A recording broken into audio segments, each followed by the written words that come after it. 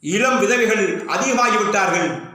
காரணம், தமிழ்நாட்டிலே மது குடிப்பவர்கள் அதிகமாக இருக்கிறார்கள். எங்களுடைய திராவிட முன்னேற்றக் கழகத்தினுடைய ஆட்சி அமைந்தால் தமிழ்நாட்டிலே பூரண மதுவிலக்கு என்ற குண்டையும் போட்டார். ஒன்றும் செய்யவில்லையே. மற்ற துறைகளுக்கெல்லாம் இலக்கு நிர்ணயிக்கவில்லை.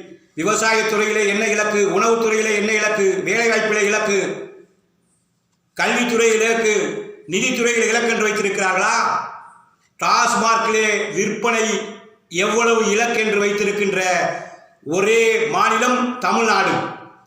ஆக இப்படிப்பட்ட கேடுகட்ட ஆட்சியை வீட்டுக்கு அனுப்புவதற்கு தமிழ்நாட்டு மக்களே நீங்கள் விழிப்போடு இருக்க வேண்டும், சிந்திக்க வேண்டும்.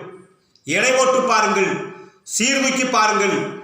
எந்த ஆட்சி தமிழ்நாட்டுக்கு தேவை என்பதை நீங்கள் எண்ணி பார்த்து உங்களுடைய உரிமையை நிலைநாட்டுங்கள் என்று கேட்டு உங்கள் பாதம் பணிந்து வேண்டுகிறேன். நன்றி, வணக்கம். இந்த பதிவை உங்களுடைய உறவுகளுக்கும் நண்பர்களுக்கும் பதிவிடுங்கள். இந்த சண்டமாரதம், அரசியல் சண்டமாரதம் காணொளி காட்சியை அனைவரும் அனைத்து பகுதிகளுக்கும் கொண்டு செல்ல உங்களை வேண்டி விரும்பி கேட்டுக்கொள்கிறேன். நன்றி, வணக்கம்.